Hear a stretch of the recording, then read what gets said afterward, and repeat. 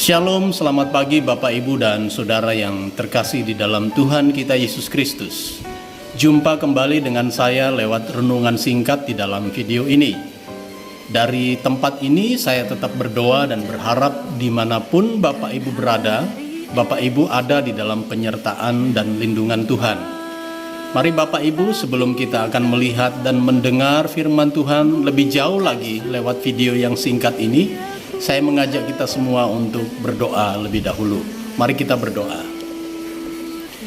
Bapa kami di surga, kami datang ke hadirat-Mu pagi hari ini, mengucap syukur atas penyertaan-Mu di sepanjang malam yang sudah kami lalui. Kami bersyukur Engkau memberkati waktu tidur kami sepanjang malam. Dan kalau kami ada di hari ini, kami tahu itu semuanya karena anugerah Tuhan dalam hidup kami. Kami bersyukur untuk nafas hidup, untuk kesehatan, kekuatan yang Tuhan beri. Kami bersyukur kami bisa melihat, mendengar, merasakan semua apa yang Tuhan sediakan di hari ini. Kami bersyukur juga untuk rahmat Tuhan yang selalu baru setiap hari. Bapa, lewat video ini kami rindu Engkau berbicara kepada kami lewat kebenaran firman. Mari Bapa urapi kami yang akan mendengar.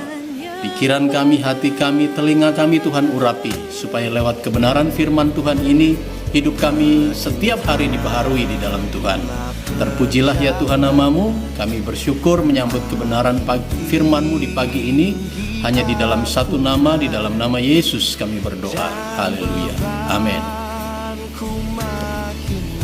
Bapak Ibu yang terkasih di dalam Tuhan, pagi hari ini saya memberikan tema untuk firman Tuhan yang ada ketika keadaan baik-baik saja.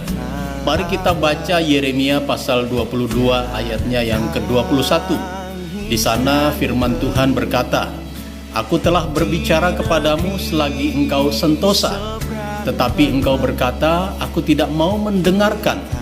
Itulah tingkah langkahmu dari sejak masa mudamu, sebab engkau tidak mau mendengarkan suaraku." Bapak Ibu yang terkasih di dalam Tuhan, sudah menjadi sifat manusia ketika hidupnya dalam keadaan sentosa, artinya baik-baik saja, aman, sehat, makmur, dan berkecukupan. Manusia cenderung melupakan Tuhan dan sepertinya tidak lagi membutuhkan kehadiran Tuhan. Saat keluarga baik-baik, anak-anak berhasil dalam studi, pekerjaan sudah mapan dengan gaji yang cukup tinggi, apalagi yang perlu kita khawatirkan dan takutkan dalam hidup ini. Jadi kita tidak perlu ngoyo, di dalam bahasa Jawanya berusaha keras. Ngoyo itu berusaha keras.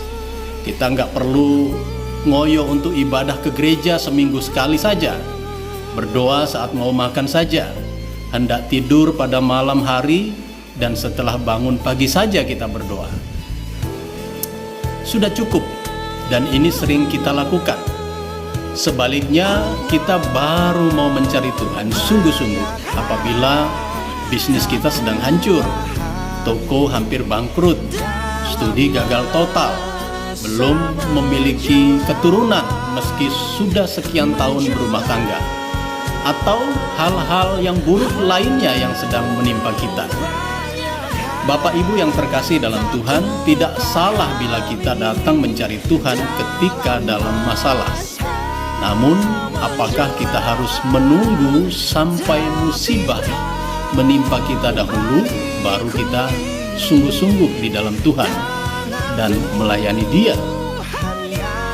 Kenapa ketika masih muda, kuat, sehat, dan berkelimpahan, kita hitung-hitungan dan tidak mau melakukan yang terbaik bagi Tuhan? Ini pertanyaan yang harus kita jawab. Bapak Ibu yang terkasih dalam Tuhan, di dalam Injil Matius pasal 19 ayat 16 sampai 22, ada seorang anak muda yang hidupnya makmur dan segalanya baik-baik saja. Bahkan dalam hal kerohanian sepertinya dia tidak bercacat. Semua hukum Taurat dia lakukan dengan baik. Namun ada satu hal yang kurang, seperti kata Tuhan Yesus, "Jikalau engkau hendak sempurna, pergilah, jualah segala milikmu dan berikanlah itu kepada orang-orang miskin, maka engkau akan beroleh harta di sorga. Kemudian datanglah kemari dan ikutlah aku. Itu tertulis di Injil Matius pasal 19 ayat 21. Bapak Ibu, dan ternyata anak muda ini lebih memilih mencintai hartanya daripada harus mengikut Tuhan Yesus. Harta atau kemewahan atau uang menjadi prioritas utama dalam hidupnya, melebihi kasihnya kepada Tuhan. Oleh sebab itu dia memilih meninggalkan Tuhan daripada harus kehilangan hartanya.